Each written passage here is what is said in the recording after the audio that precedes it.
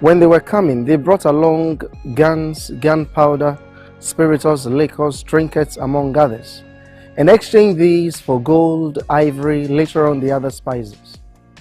Now, one major thing the Portuguese were interested in was gold. Incidentally, the locals were giving them so much, so they came to believe the town would be full of gold, and for that simple reason, they called this place Elmina or Damina, meaning the mine in their language.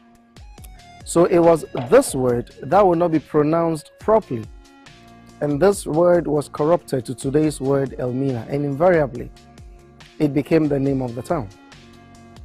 There is another school of thought that suggests the Arabs were the first to be here, and seeing the place having a kind of a natural harbor or port, they called the place Elmina, meaning the port.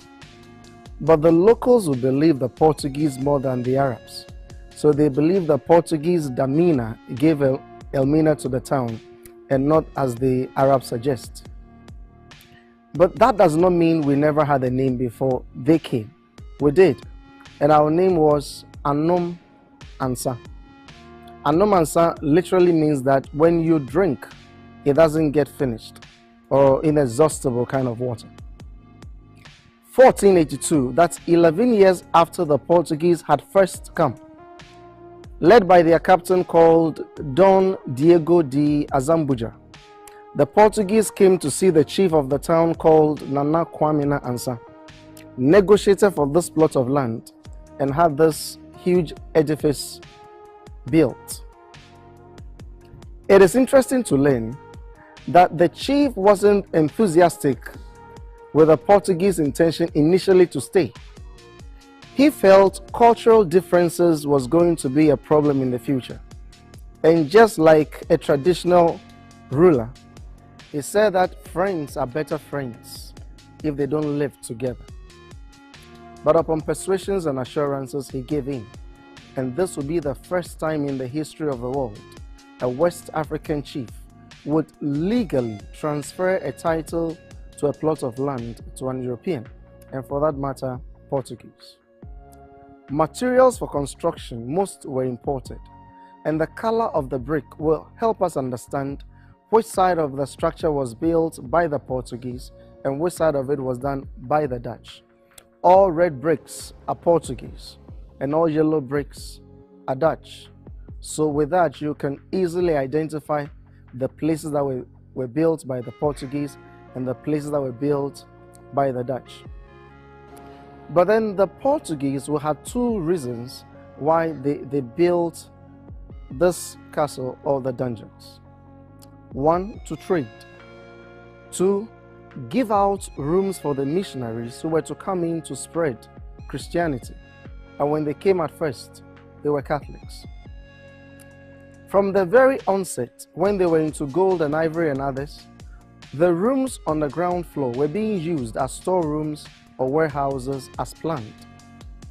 But then from the 1500s, it shifted gradually from gold and others to human trade.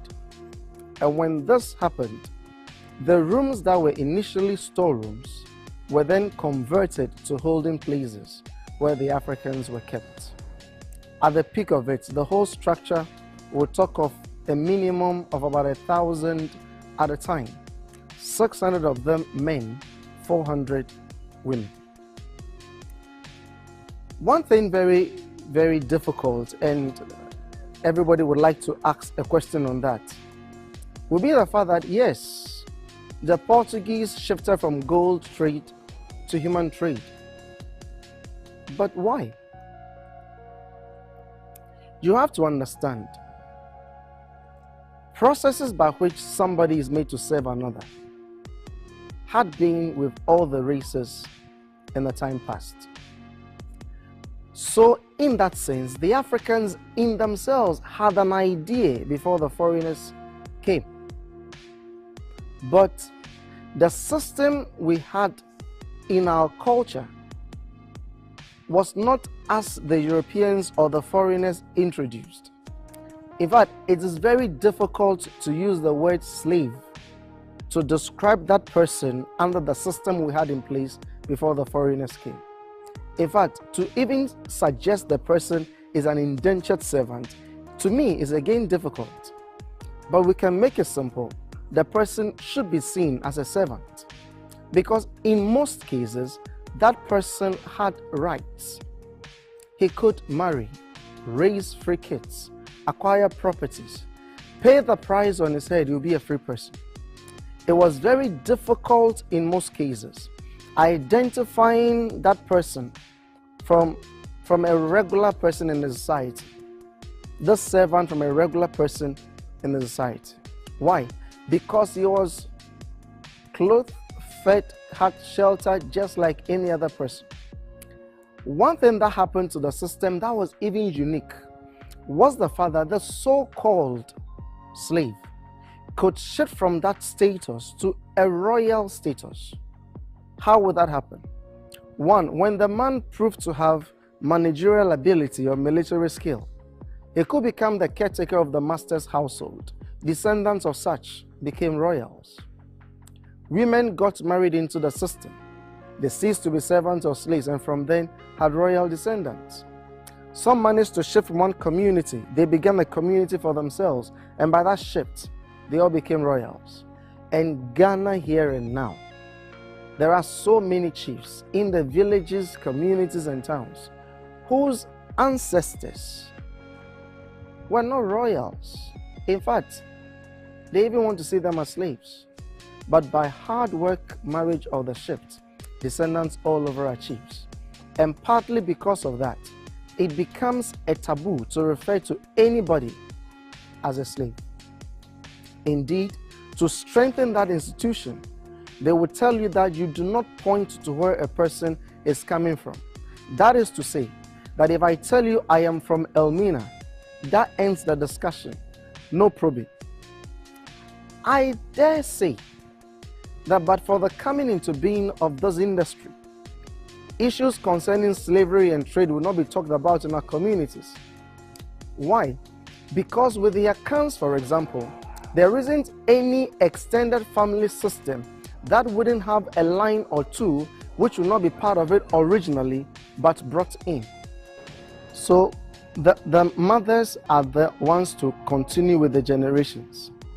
So in one generation where we have about 15 boys and 2 girls, that is to say that only 2 girls are those who are going to sustain the next generation. So then, to make the system work, they will bring in girls from other side to beef up the family for the next generation. So these are the ones that were not part of it originally but brought in. But they become part and parcel of the family. So much so, nobody points to them to say anything. So then, if this issue had not come up for discussion, you will not get people in our various communities discussing it, because it's not a subject to be discussed. Everybody is part of the family. There were 3 basic ways one could become a servant before the foreigners came. 1, you could talk of prisoners of wars. 2, those convicted for some offenses. 3, those who were given out as pawns for debts. Meaning that what? If you go and borrow, the time was due for you to pay. You don't have whatever it is to pay. You could let somebody go and serve. And the period under which the person serves, he or she will be seen to be a servant, or worse situation, a slave. And this was already in the setup before the foreigners came. Again, I'm quick to let people know that much as we would agree the Portuguese got here first in 1471, is not in any way to suggest it was the first time they started taking Africans from West Africa. No. They were taking Africans long before they got here. The first time is said to be 1440, others will push it to 1441. Some said they had 10, others said they had 12, from a point that later on became known as Rio de Oro. Rio de Oro simply means river of gold, and this place should be somewhere up Senegal thereabout. To them, they had only one reason for taking the 10 or the 12, serving as a proof that they finally gotten in touch with the Africans. Interesting to learn, Of the 10 or the 12 they took initially, 3 or so of them were said to be of noble background, therefore had to negotiate for them to be brought back. And in return for these 3, they gave the Portuguese 10 people in their place. They got gold from there, and that will be the first time they will get gold from West Africa. Hence, they will call that particular spot where they got these Rio de Oro. Let us not forget, taking them to Portugal was only to serve as a proof that they've gotten in touch with the African. But when the prince saw them, he was happy for 2 reasons. 1, some were to be educated to serve as interpreters for the Portuguese coming back to West Africa. And 2, as they put it, the most intelligent ones to be trained to become missionaries to hasten the spread of Christianity here. But sadly, when they got settled, they never came back as intended or planned. They rather ended up in the palaces as slaves. And from that time, no other European came over here and went back without African captives. Making us understand, they started taking Africans 30 years before they first got to Elmina. And 41 years later, this was built. And that's more the reason why most people believe the Portuguese never built the castle only for gold and ivory and others, but also for human trade. Why? Because long before it was built, they're already taking Africans across. They tried to let us understand that those who were taken to Portugal, Spain, were not treated the same way as Africans were being treated over here before they came. But then almost the same. And then the religious ones would also say that, well, by taking the Africans there and making Christians out of us, they were then doing us a favor, because by that, they save our souls and heaven comes in and all that. But the whole situation changed when the Spaniards got to the so-called New Discoveries. And they talk about the fact that not long after going there, silver and gold mines were opened. Sugar, tobacco, cotton plantations were established. Yes, they wanted the riches. They wanted the wealth. But they were not ready to work the hard way. So they subjected the natives to the work. And the story says, Spanish brutalities, overwork, and effects of European diseases decimated the indigenous population. So one man who is actually accused, Bartholomew de las Casas, supposedly a Catholic missionary who was sympathy on the natives, suggested for us to be used. One school of thought suggests he said what he said based on the fact that we're already doing the same work under similar climatic conditions, therefore better substitute.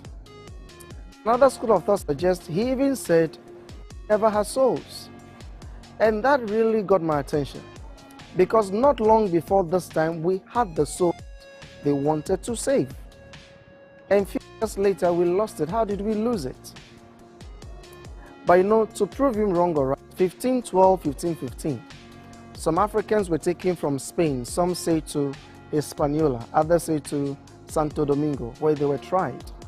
And true to the man's word, these ones proved physically fit. In fact, it was established that one African in strength was to fall the natives. So then demands for Africans then started. And that came as the beginning of that unfortunate story. The story of misery and pain. The story of the forced exodus of Africans from their motherland to different places. They ended up all over the world. And this story became known as the Transatlantic slave trade. The Europeans on their own physically could not have gone to all the various places to gather the Africans all by themselves. So broadly, 3 ways came out. 1, the Europeans captured some people themselves. 2, they moved with Africans to gather Africans. 3, there were some Africans also who gathered people, brought them down to the so-called traders, and from them to the Europeans. Is there one thing that brought in most? You could talk of intertribal wars. So the more we had wars, the more there were prisoners of wars, and the more they were exchanged mostly for weapons. Some people do come in and they are kind of bold to say that Africans were giving out their own brothers and sisters. And you really want to tell them to shut up if they don't have anything else to say. Why? Because they are not in a position to define for us who a brother or a sister could be at the time. I tell people today, Africans all over the world ought to see themselves to be one, so then we can call ourselves brothers and sisters. But this mentality is recent.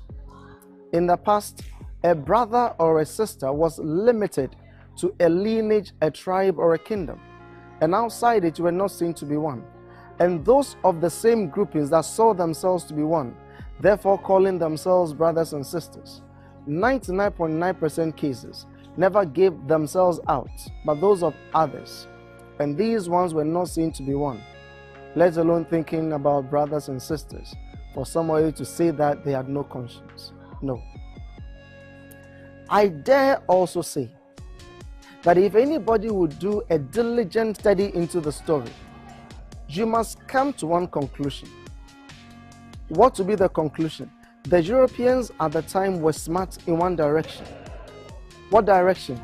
In the ability to create a society that by itself will produce people without they not being involved physically. How? Ghana, for example, we can talk of 3 strong tribes. Talk of the Asantes, talk of the Dangerous, talk of Akwamu people. Now, these were fighting with others and making them part of them. At the zenith, the Asantes defeated the Dangerous. And Asante with the Dangerous, Akwamu was never going to be a fight. So I tell people, Ghana could have become a kingdom, bigger and larger than today's Ghana. Asantehene most assuredly would have been the king, and Tree would have been the lingua franca. And with everybody speaking Tree and paying tribute to one king, it would be difficult for anybody to penetrate. So make that system work. Help smaller ones gain their independence from the larger ones. So then the more independent state created, the more the need will come for them to get the weapons to defend themselves. And the only way to get the weapons would be to bring in people. So you make it a principle. Divide already divided people and heighten insecurity, and that will fuel the system. Divide already divided people and heighten insecurity, and that will bring in the people. Never forget this, because dividing and conquering seems to persist in most of the African communities today. So 1596, the Dutch will come in to attack the Portuguese, but they will fail. 1612, they had their fort built in a village about 25 kilometers from here called Muri. 1625, they will make another attempt on the castle to take over from the Portuguese, but again failed. In 1637, the locals became fed up with the Portuguese. Looking for saviors, they saw the saviors in the Dutch. What they saw in them, I still don't know. But they helped the Dutch through an inland route to the hill Santiago, where we have the fort. And from there, the Dutch attacked the Portuguese for the last time and took over. Sadly, when the Dutch came in, they were not the angels the locals were looking for. They rather extended the structures and took in more captives. 1807, English came out officially to stop the trade. 1814, the Dutch officially did the same. But those over here doing the actual thing never stopped. So from that time, what they called illegal trade got started. At the latter part of it, it was no more profitable. So on the 6th of April 1872, the Dutch and the English finally exchanged or swapped possessions. The Dutch gave theirs over here to the English, to that of the English in northern Sumatra in Indonesia. When the English took over, they used the structure for purely administrative matters. But of course, that doesn't mean they never took part in the trade. They did. However, at the time, the English were using the Cape Coast Castle for this. During the World War II, they brought men from all English-speaking West Africa, except Liberia, to this place. They trained them here. They took them to India and Burma, where they fought for them. These are the ones we call Royal West African Frontier Forces. After the Second World War, the castle was used as a police training school in 1948. So the English were in control until 1957, when Ghana would become an independent state and the English would be asked to go back home. So the structure as it stands is 536 years in the year of our Lord. The Portuguese were here for the first 155 years. The Dutch were here for 235 years. The English were in this particular one for 85 years. And Ghana being the last group, we've also been here for the last 61 years now, but we're still counting. So this will be a brief history into the background of the place.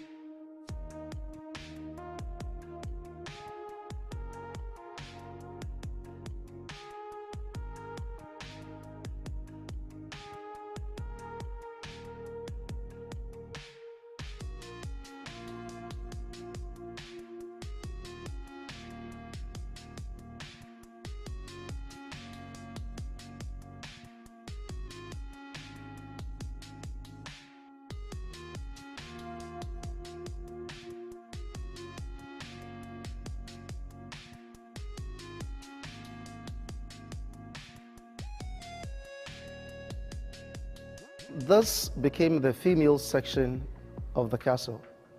And here you're talking of 400 women in total at a time. One thing that happened over here that was particularly sad was the fact that when the Portuguese and the Dutch came over here to trade, most of them never came with their wives or their women. Why? They were dying of malaria and yellow fever to the extent the coastal line was even termed to be the white man's grave. But then in here, they could not stay without the women. So governors, soldiers, traders kept on abusing the women sexually in the dungeons. Whenever the governor wanted, because of his position, the story says, up on the balcony he stood and then ordered. Women were brought out from the dungeons all around to the courtyard. From there, he just looked through and then made his choice. This woman chosen could have been in the dungeons for a whole month, never cleaned her teeth, never took her bath or bathe, gone through menses sometimes, and still the governor wanted. So the soldiers had the responsibility of making sure this woman was washed. How did they do it? They fetched water from the tank or the cistern. They washed the woman at the center of the courtyard. Women from the dungeons looked on. After the humiliation, she was dressed up, given something to eat at least to be strong. Then up on these stairs, we call it private access to the governor's bedroom. This chosen woman was then taken to the governor. So the woman chosen after the humiliation out there was taken up these stairs through a door on top we call a trap door to the governor. After the governor had used her, she was brought back to the dungeons. Instances the story will suggest that before she even got back, she could have been used by some other guys also. Some very few became mistresses and they stayed longer, and those that became pregnant were subsequently freed or liberated.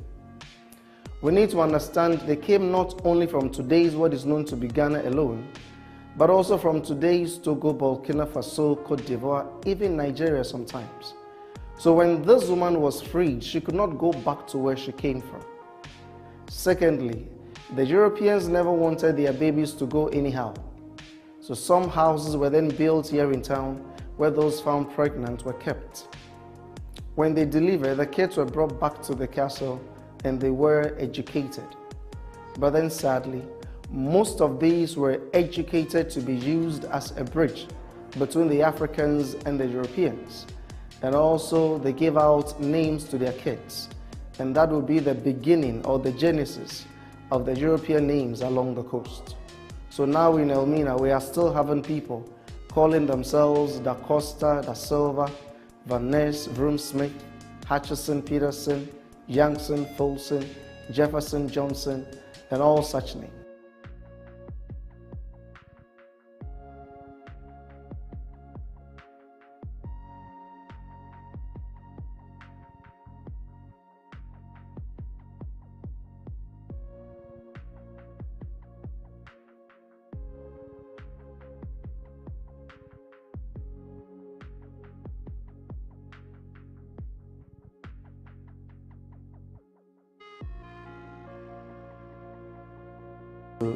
The dungeons, the first thing you see them do would be to cover their noses. But I do tell them that no matter how bad it could smell today, no matter how stuffy it can get other times, is nothing to be compared to what was happening back then. Now, the dungeon we are in now was the largest of the dungeons for the ladies. And this place had 100 to 150 people at a time. On the floor, as hard as you see it, they were packed or were sleeping. They were given food and water once, twice a day, a very little just to keep them alive. A month or two, they were held in here and mostly allowed out when the governor was going to pick one to be used. Over here also, they were not allowed to wash down. And women, some had to go through their menstrual periods and still be sleeping in it. The hole at the extreme end, among others, was for ventilation. Unfortunately, this was connected to a place they called magazine, where they kept ammunition. So whenever there was any leakage, the fumes of the chemicals just came straight to the dungeon and worsened the already bad situation. Here they were given two containers or receptacles. One was placed at the corners, where they were expected to go to ease themselves or go to the toilet into them.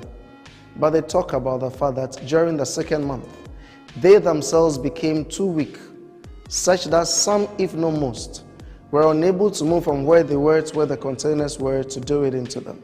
So practically, they had everything on the floor and they were sleeping in it. Meaning that what we see today, sometime past, had feces, urine, vomit, menstrual blood. And you seriously cannot underestimate the heat and the stench. And these, among others, explains why they were dying. And those that died were thrown into the sea.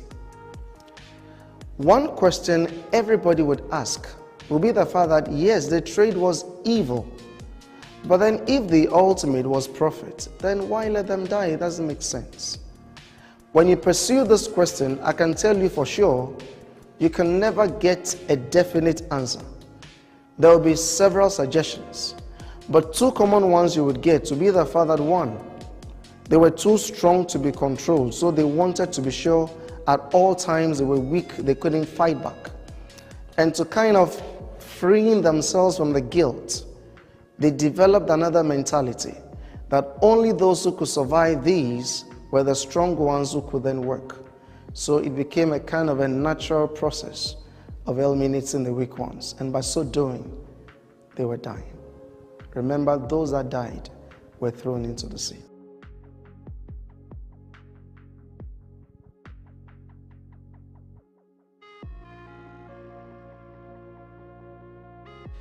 In the year 2015, 48 Africans from all over the world came over here to put themselves in the conditions the Africans were subjected to.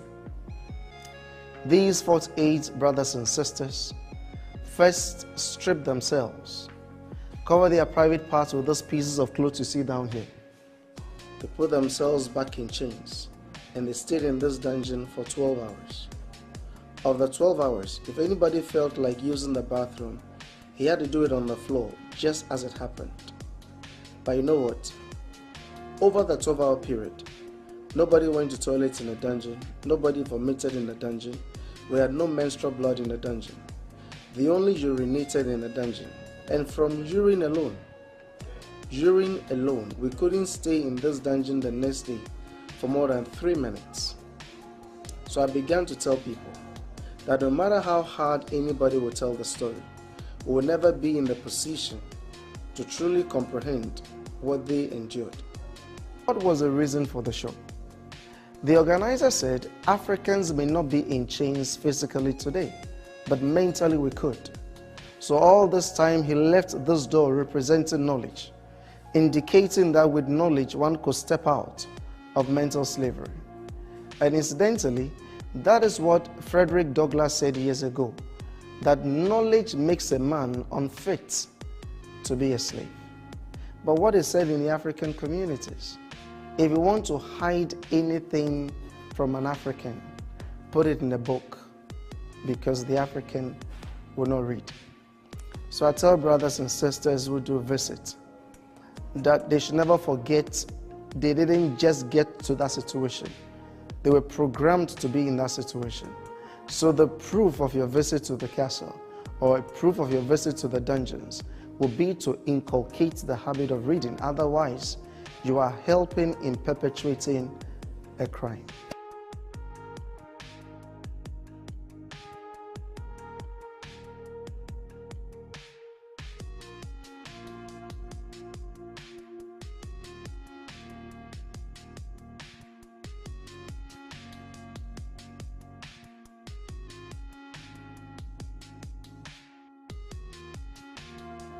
The women who had survived all this were put in chains. They were led down this way to the room there, from there to the last point in the process. We call this place the room of no return. So there, they were given out to the boats and they were taken away. These bars were put there not long ago just to avoid accidents. Before, there were stairs where they descended. But then now, because we are not using the water tank, we've made a drainage over here so that when it rains, water would collect in and then go away. We don't have to forget, in those days, husbands and wives were captured. In times of war, a whole family could be taken. Brought in here, they were separated.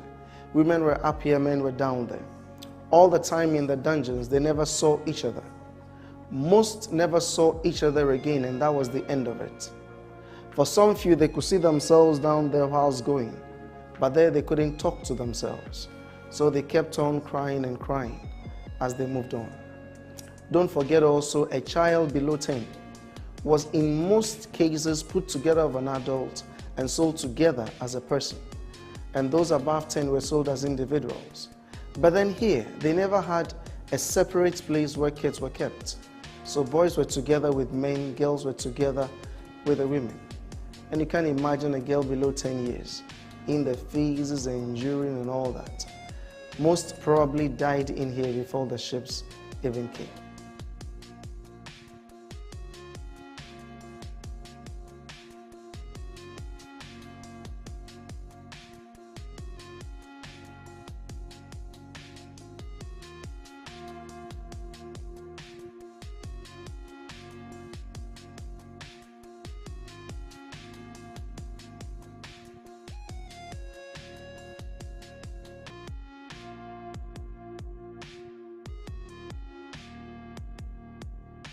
So this became the transit dungeon for the male captives.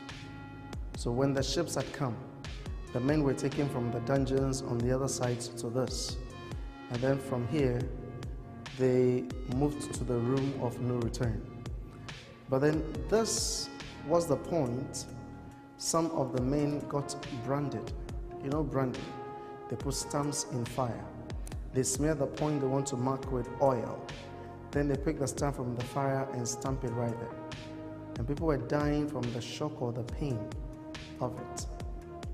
From here, the men moved in to join the ladies coming from the other end, and together they went to the room of no return. The next room was where the men and women met for the first time. Now, I told you that people could come from the same community and they will never see themselves. Husbands and wives could be captured. They will never see themselves after they've been brought to the dungeons. But sometimes when they were going, they could see themselves down here. But even here, they couldn't talk to themselves. So they kept on crying and crying as they moved on. At this point, they were not walking as freely as we are walking today. They had been put back in chains. The one was chained to the other, in the line of 5, 10, 15. and you cannot go as fast as you want. You can only move as fast as the chains will let you go. So slowly, they move.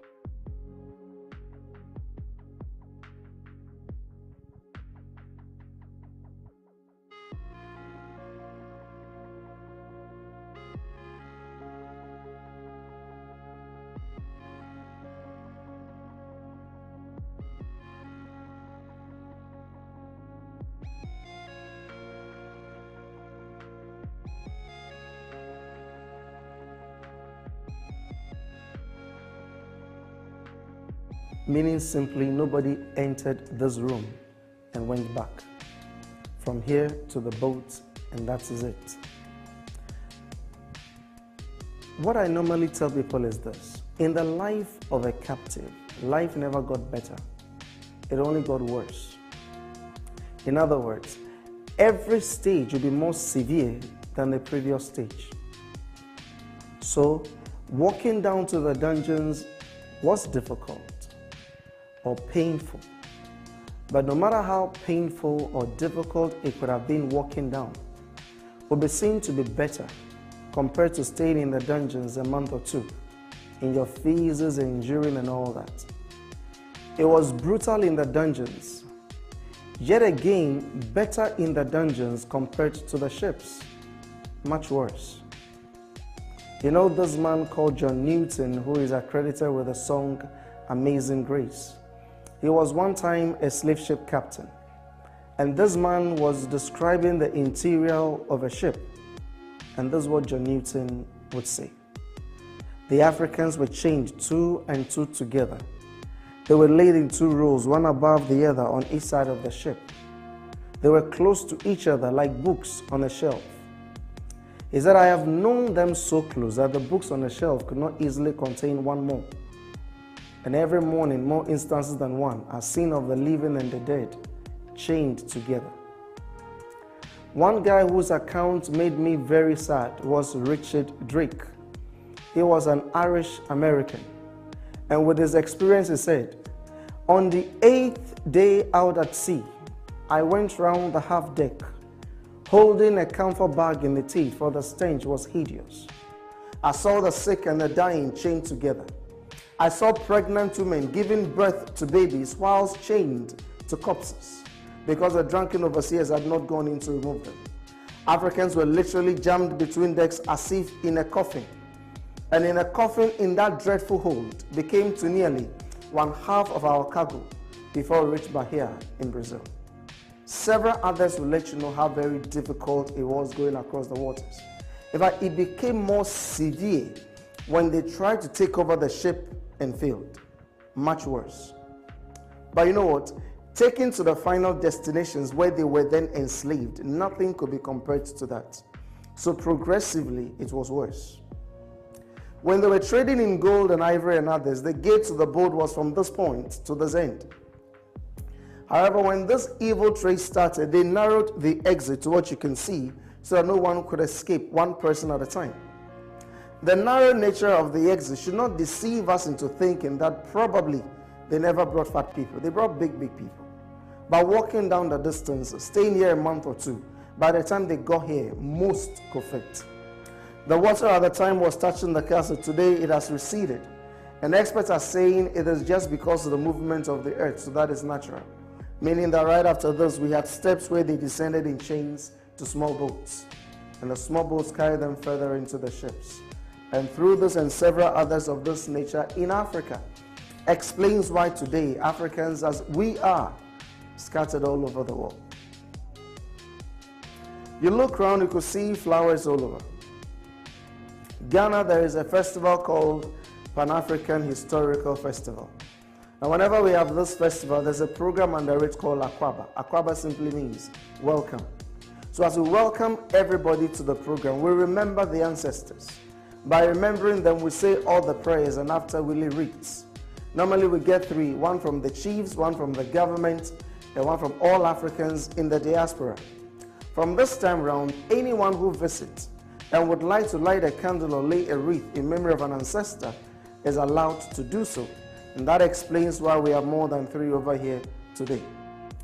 Again, I try to let people know that those who refused to eat and they died, those who fought and were killed, those who jumped overboard and killed themselves, did what they did in protest. In other words, they protested with their lives. And those that survived the journey never survived only because they were strong. Indeed, you must be physically, mentally, spiritually strong to go through all these and still survive. But know what? That was not the only reason.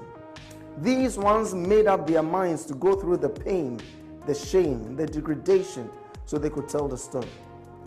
So once you have the opportunity to watch this, remember these ones and make a vow in you to do the little you can do in your own small way, making sure this evil will never again be repeated.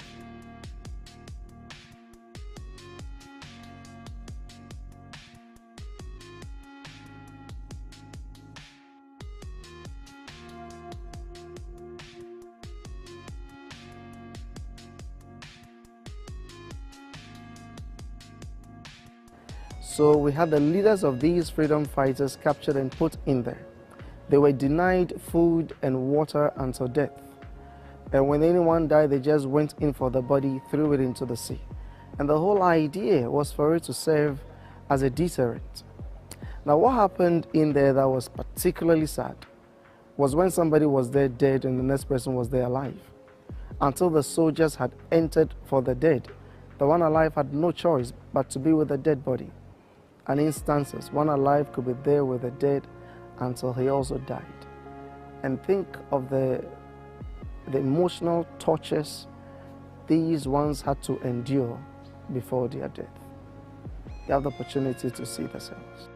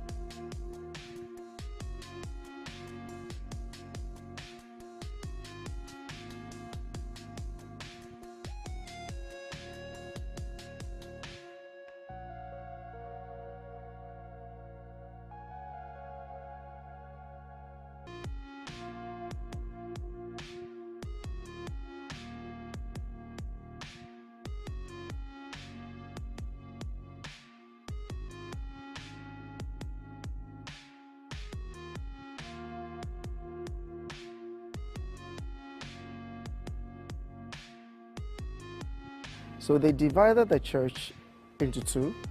They used the top as a soldiers' mess where they were eating and drinking, and the down, the hall of trade where the Africans were auctioned or were sold. When the English came in, they converted the halls to classrooms for the police. As it stands now, it's a museum.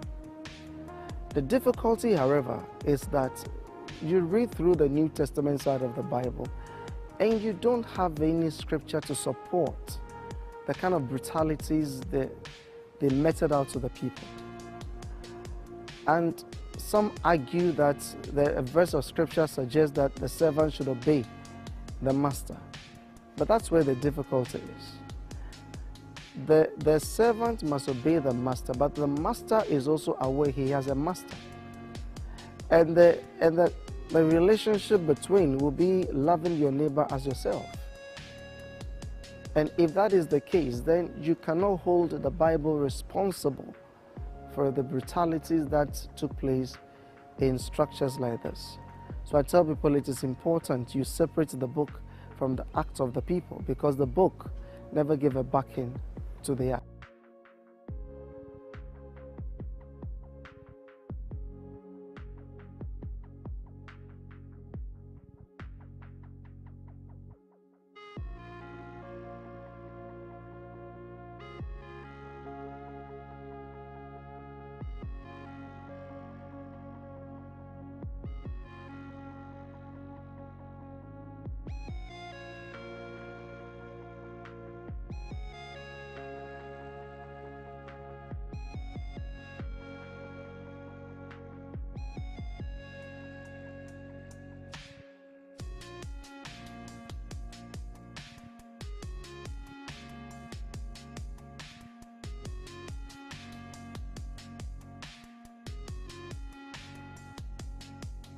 originally constructed by the Dutch.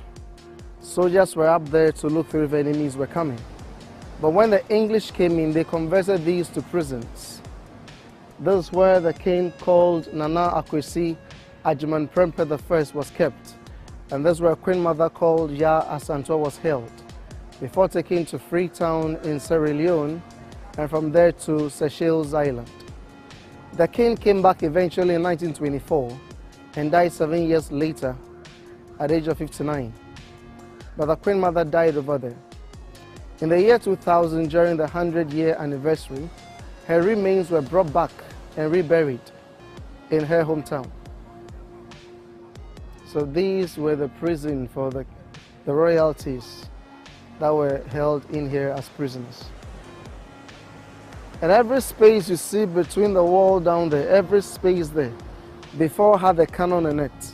So all these had cannons to defend the castle from external attacks. One thing striking is this: where they place the cannons up to this end or this point, there are no rooms under. So you could see thickness of about 7-10 meters as the thickness of the wall, what we call the curtain wall. Meaning that no matter the situation, you can attack the top, but you cannot bring down the base, a very solid base.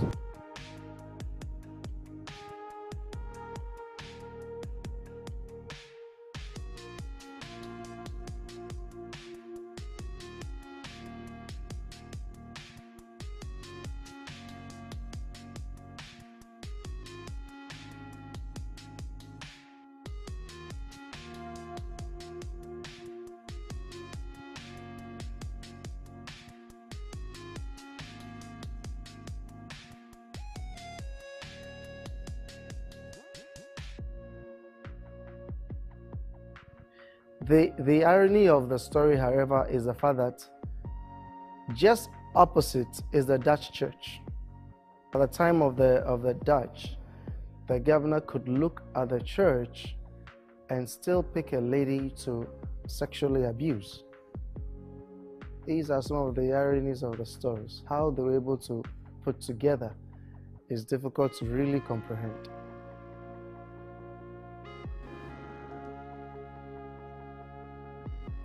So this was the Dutch Reformed Church. That is to say that when the Dutch took over, they would turn the Portuguese church to a hall of trade and commerce, and then would come over here to build their church on top of one of the females' dungeons. The church was called the Dutch Reformed Church. Now, you look up on the entrance, you can see an inscription taken from Psalm 132. And what does that suggest? Zion is the temple of the Lord, and this is where he has desired to live forever. But just below the church, is the females' dungeons, just below it.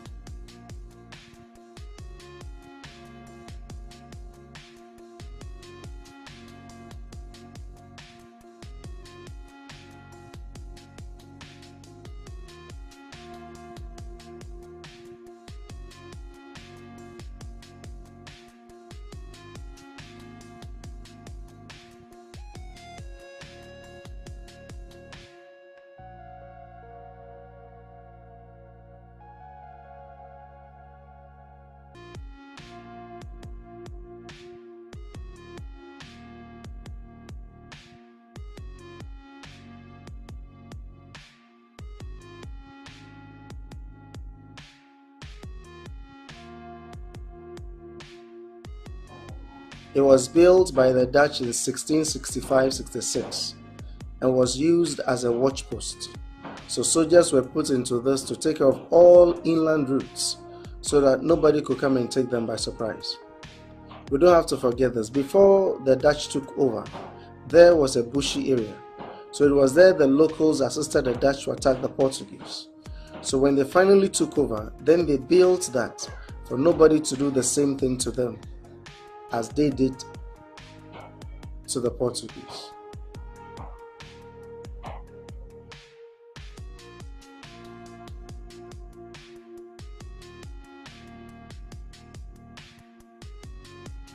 Now, from the time all the countries in Africa started getting their independence, everyone had been trying to sort of reconciling the African people all over the world, one way or the other.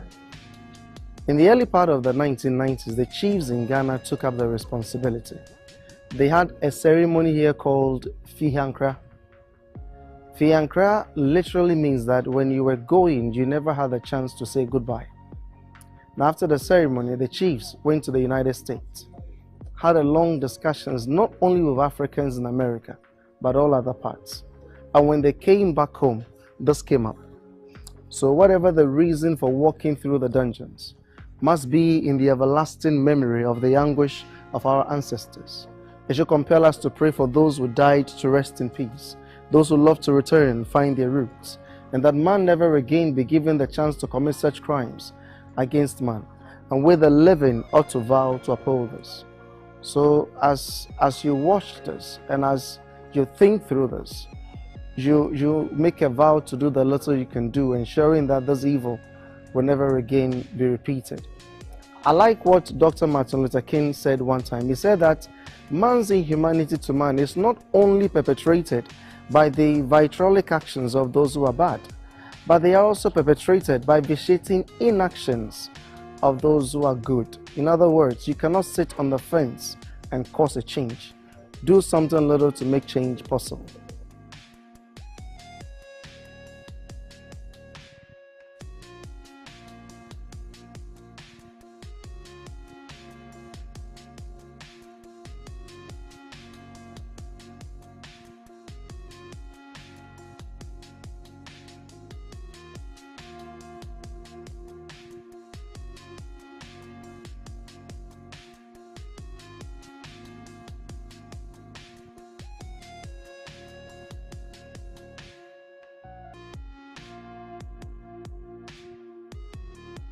And they call this area Cabo Corso, meaning short cape. This is the word that had been kind of corrupted to today's Cape Coast. The reason for putting up this structure initially was to trade to support Elmina Castle, to augment the activities of Elmina. Therefore, in 1637, when the Dutch oystered the Portuguese from Elmina, those here in Cape Coast didn't see the need to continue their stay. In that sense, they abandoned the structure and left. In 1653, the Swedes took over the Portuguese remains, eventually demolished the wooden thing that had been done, and they put up a brick fort, and they called this fort or lodge Carolosburg. Just about 5 years into their stay in 1658, the Danes kicked them out. And about 3 years into the stay of the Danes, the Dutch also kicked them out.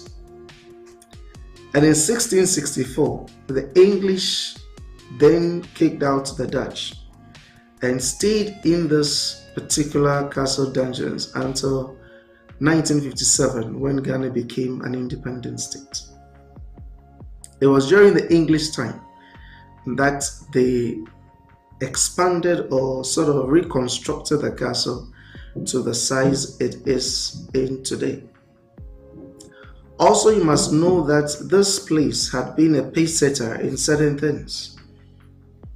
One, this was where the first primary school with uniforms actually began. It was from here that the English course system we are practicing here in Ghana also began. It was from the same place that the Bond of 1844 was signed, and to many historians, this was set the stage for colonial administration in 1874.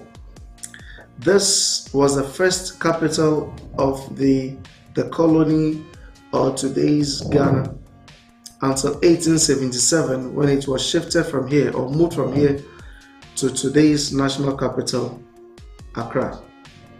It was also from here that the first prison service actually also began. So the structure standing now, if you connect it to the Swiss time, You could say that the structure is 366 years. The Swedes being here for 5 years, the Danes staying here for 3 years. The Danes stayed in here for 3 years. The Dutch stayed in here for 4 years. And English stayed in here for 292 years. 292 years, almost 3 centuries. And Ghana being the last group, we've also been here for 62 years in this year 2019, and we keep counting. This castle or dungeons is basically known for this evil trade. And unlike Elmina, this was built to carry 1,300 captives at a time. We had 1,000 men and 300 women. And one thing I would want you to take a particular look at is this. The flooring in the dungeon is not original from the time the English constructed the castle or the dungeons. It became original after the abolition of the trade. So the flooring you are seeing today is made up of food particles, sweat, blood, tears, human flesh, compacting together, feces, urine, vomits, compacting together to give you the floor you are seeing today. So as you see this, you're looking at the surfacing of the dungeons after the abolition of this evil trade. We have 5 compartments making up the male's dungeons, and every compartment had 200 people at a time. They also stayed here just like Elmina, a month, 2, 3 sometimes before the ships would come. And unlike Elmina, where they were given containers where they could go to the toilet into them, over here in the dungeons, they created a sort of canals where they could go to the toilet into them, supposing that the rain will wash these feces and the rest away. And sadly, because it couldn't serve the purpose, it started piling up in the dungeons. It was in 1974 that the archaeological department from the University of Ghana, Lagos, did those archaeological works to help us see the real surface as it was built and what became of the dungeons after the abolition of the trade. Here there is a shrine, but behind the shrine was the tunnel through which the male captives would go through, an underground tunnel from then on to the door of no return, where they will be given out to the ships. Before we saw God in trees, in rocks, in river bodies, in water bodies and all that. So before the foreigners came, there was this thing called an activity that the locals saw to be the god of the land. But when they came in to construct the structure of the castle, they cut a piece of it and took it out. And when Ghana took over, they brought it back to its original position. And so today we have it here, that when people come in, they do accept the priest to pour libation on their behalf. And they will give a token also and invoke the blessings on them. That's good to say. Not everybody believes in it though. So those who do believe are given the opportunity to be prayed for. Walking on top where we have the cannons today, underneath is the underground tunnel that the Africans exited. And going through that underground tunnel, walking about 78 to about 80 meters, they joined into the females and then they exited together through the door we call the door of no return, where they were given out to the boats. Looking back from the door of no return is a door of return. And it's significant in the sense that it was from 1998 that this became the door of return, where the remains of 2 Africans who were enslaved had their remains brought back through this very door. That signified the return of the Africans, and that the chains of no return being permanently broken ushered in Africans back to Africa. And to today, many of them are living here as part of the societies. The condemned cell we have over here is a little weird than the one we had in Elmina, because over here it seemed as though there would not be any room for air. And so people were suffocated in the midst of that pain. Hunger, thirst killed them. Up you see the McLean's Hall, where I indicated became the first court system we had here in Ghana, or the first place that was demarcated as a court for today's Ghana. From this point we can see Fort Williams, that was also built to protect the castle from land attacks, and eventually also served as a lighthouse. And just like Elmina, you have opportunity to see the governor's bedroom, see the living room.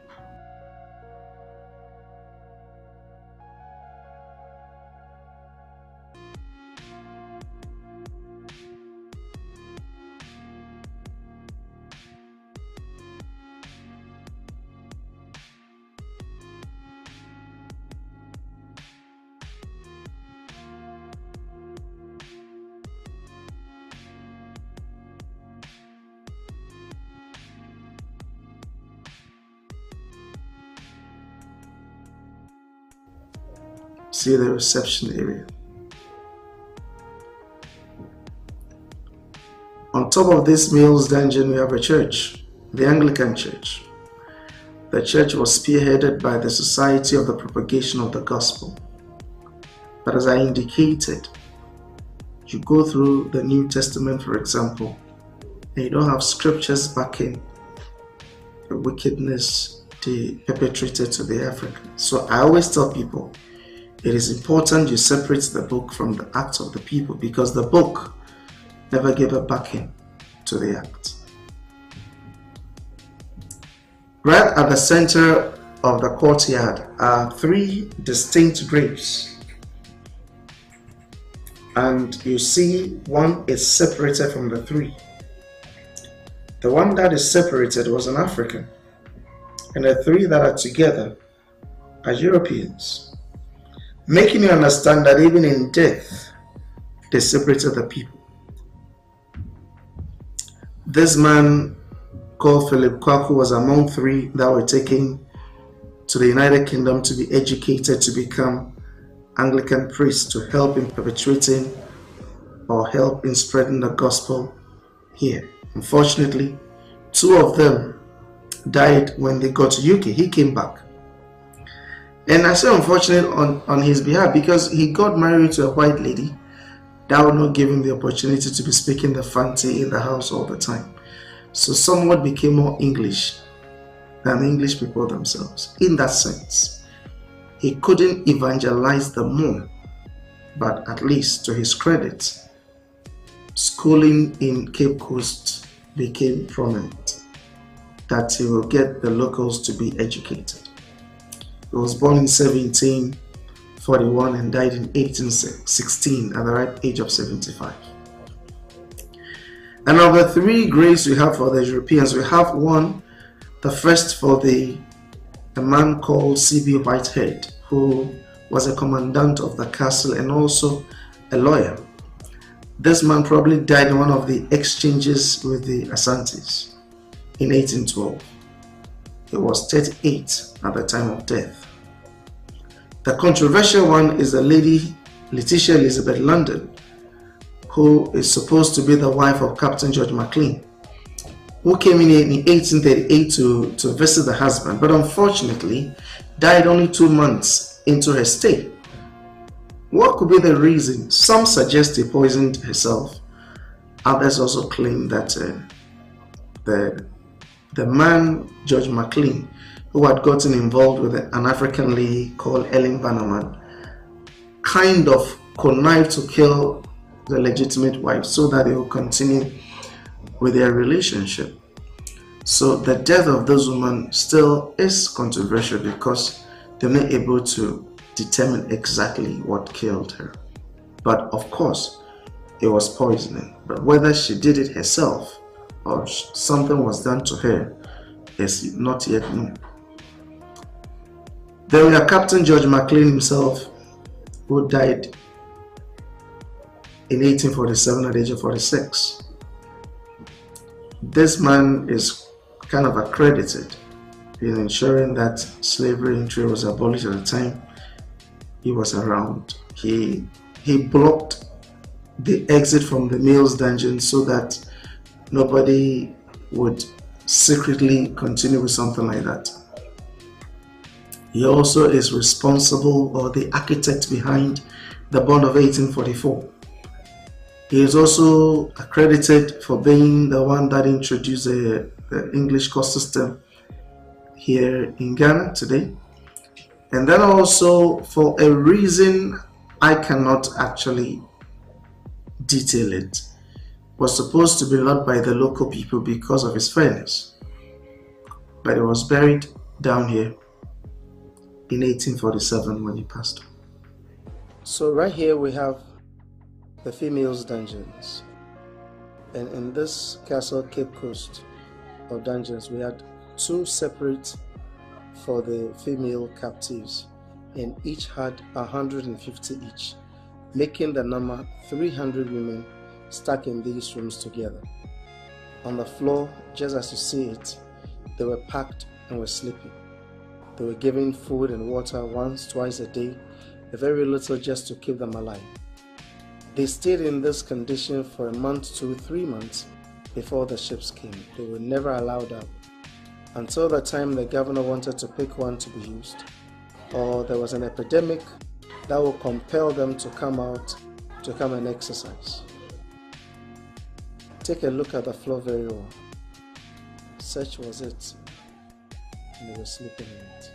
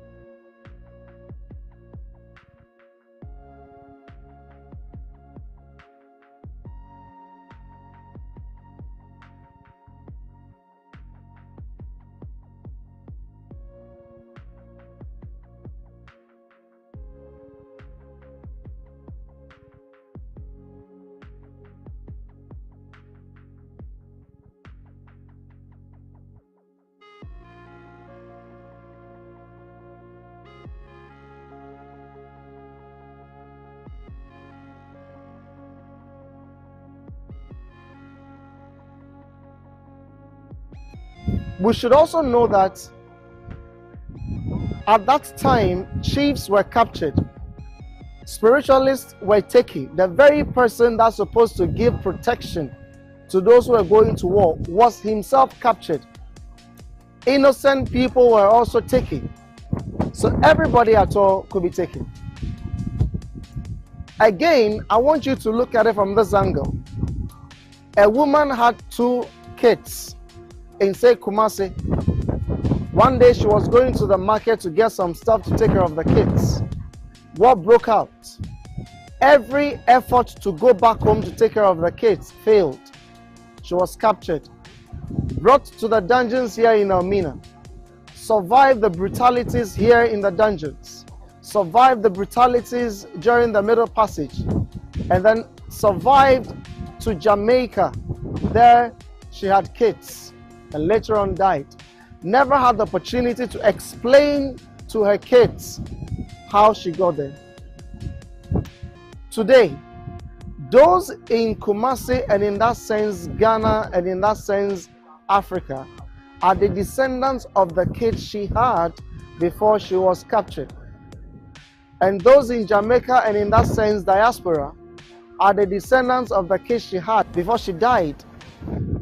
So then, both had their ancestry walking through the dungeons. That gives you the opportunity to see each other as one, whose forebear went through the same difficult situation. That today some are in Africa and now some are in the diaspora. There are some people also who say that, well, why didn't the Africans come together to fight? You are correct. But don't fail to understand that these were distinct communities with different cultures, different languages, that they themselves were not even having the opportunity to pull themselves together to see themselves as one people. So then pulling together to fight was by that a big challenge. They never had the weaponry to fight another challenge. But don't you think that they didn't do anything about the situation? That's a lie. Every step of the way the Africans fought. Every step of the way they fought. Communities built fence walls that would protect the whole community. So much so that if you're not part of that community, it will be difficult for you to enter and then come out. Just a way of protecting themselves and not getting into the radar of these evil people. Communities had to move from one location to another and change locations all the time. Way of protecting themselves. So many trenches were made covered with weeds to trap those who will come after them. Every step of the way they fought. Walking down to the dungeons, several wars, several fights, several confrontations took place. They had to kill those leading them to come down. People had to be tied to the trees to be left to die to serve as a deterrent. Coming down to the dungeons, they had to fight. That's why in almost all the dungeons, there are condemned cells to kill the people, to serve as a deterrent to those in the dungeons. On the way going, the Middle Passage seemed to be the worst leg of the journey. Had to see 2 out of 10 ships, Africans revolting so greatly. In fact, the only difficulty in most cases will be the fact that they never had the skill to man these ships. Otherwise, several of them would have gotten to different destinations holding on to their ships by themselves. Severally, when they got to the plantations, the Colimbos in Brazil, the Maroons in Jamaica, will help you get an idea that having the least opportunity, they will move out. Even after, we still are fighting. We still are fighting. Because the liberty for the African is not complete as at today. So we still are fighting. So don't you think that we didn't do anything about the situation. We did. why do we want you to have opportunity to watch this? And why do we want you, given the opportunity, come down to walk through the dungeons yourself? So that we will learn from the mistakes of the past. Try to correct them by way of taking an informed and humane decisions. So collectively we can stop this from reoccurring in any form in the future. It is true we cannot undo the past, but certainly we can affect the future. And how positively we make it happen will be our responsibility. There was a time Dr. Martin Luther King Jr. said that an individual has not started living until he could rise above the narrow confines of his own concerns to the broader concerns of humanity. And I believe if you could step out of yourself, you can make the change better and faster. I also want to reiterate what Marcus Mosiah Garvey said. Marcus Garvey said that we may not all live to see the higher accomplishment of an African empire so powerful and strong as to compel the respect of all mankind. But in our lifetime, we can work and act to make that dream a possibility within another generation. So whatever we are doing today has a bearing on tomorrow. And what you want tomorrow to be, you must deliberately act it now. Let me also add, no matter how you feel watching this, no matter how you feel reading about it, no matter how you feel listening to it, it's not to be compared to you walking through the dungeons yourself, touching the walls, smelling the scents, seeing the chains, fitting into the door of no return yourself. Nothing is to be compared to that. So I encourage you to come if you have the opportunity, so that together we can build those bridges that will see Africa in a different light. Thank you very much for watching and waiting to see you here.